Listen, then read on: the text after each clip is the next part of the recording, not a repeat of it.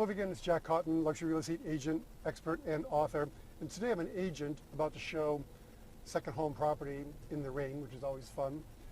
Anyway, I'm driving along in my car here to the appointment, and as I drive in my car, I think about how much I dislike this car.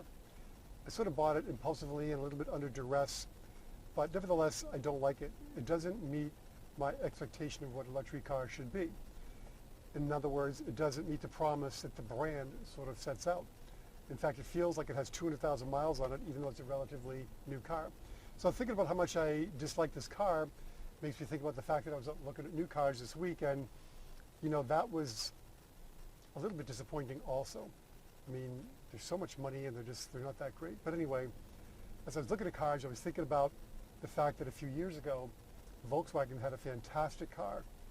It was called a Phaeton. It was a huge car, bigger than an Audi 8. It had all kinds of leather and wood trim, and it had a V12 engine that was basically two Volkswagen Passat V6s bolted together. But anyway, nobody wanted the car because nobody wanted to pay $100,000 for a car that had a VW insignia on the front.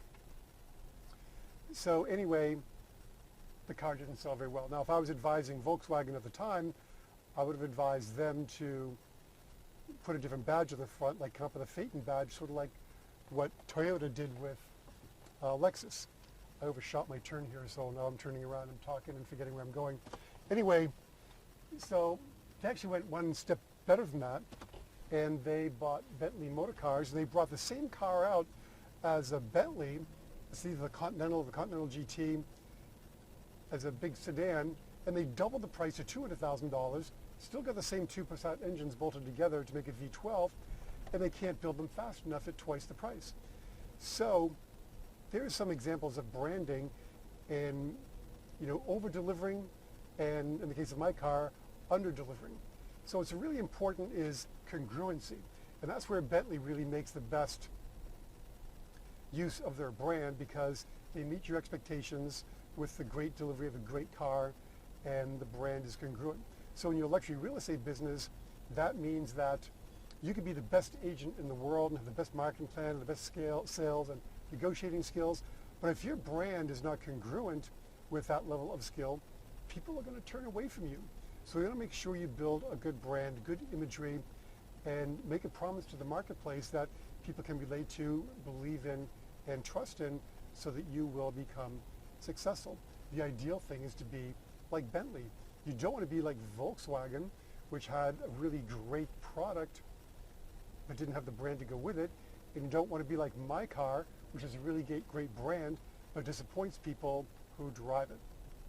So think about that when you're working on your brand for your company. Next time I'm going to talk a little bit more about branding and presentation.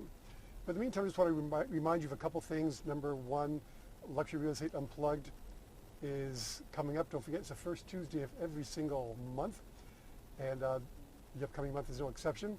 And I'll also be talking about a new program called Luxury Agent Academy, where we'll be talking about this new teaching I have that'll be web-based that you're really going to love and enjoy. Lastly, I want to remind you that if you have a really terrific luxury listing, don't forget to send it to me, because I want to promote it in my newsletter. We have thousands of people subscribing now to this newsletter, and we really have a great chance of doing referral business between and among ourselves. So think about branding, make it a great week, and until next time, I'll be driving trying to find this house. Thanks.